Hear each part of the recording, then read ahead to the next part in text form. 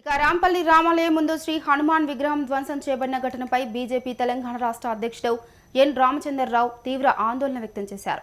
స్థానికులతో కలిసి రామాలయాన్ని సందర్శించి అక్కడి పరిస్థితిని స్థానికులను అడిగి తెలుసుకున్నారు.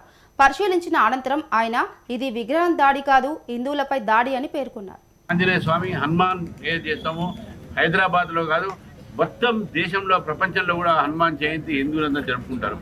మరి అటువంటి హనుమాన్ ఒక విగ్రహాన్ని రాత్రి పూట కొంతమంది దుండగులు వచ్చి దీన్ని విరగొట్టే ప్రయత్నం చేశారు. విరగించే చేతి విరగొట్టారు, గద్ద విరగొట్టారు. గద్ద కూడా పక్కన పారేసుకోవడం జరిగింది.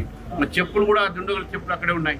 చాలా దురదృష్టకర ఏంటంటే ఈ యొక్క సంఘటనలు బాగా జరుగుతూ ఉన్నాయి. హైదరాబాద్ సిటీలో హిందువుల మనోభావన దెబ్బతీసేటటువంటి కొన్ని శక్తులు ఈరోజు తెలంగాణలో ముఖ్యంగా హైదరాబాద్ చుట్టుపక్కల పనిచేస్తున్నారు.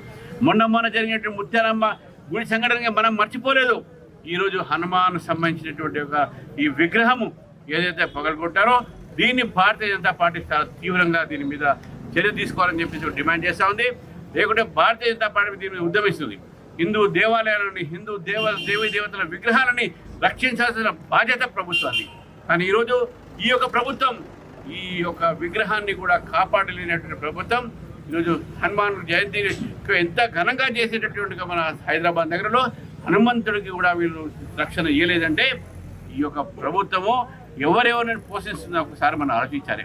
ఈరోజు మీ యొక్క ఓట్ బ్యాంక్ పాలిటిక్స్తోని మీరు చేస్తున్నటువంటి ఒక ఈ భుజగించేటటువంటి రాజకీయాలతోనే ఈరోజు హిందూ విగ్రహాల మీద హిందూ దేవాలయం మీద ఈరోజు మన మీద అటాక్లు జరుగుతూ ఉన్నాయి.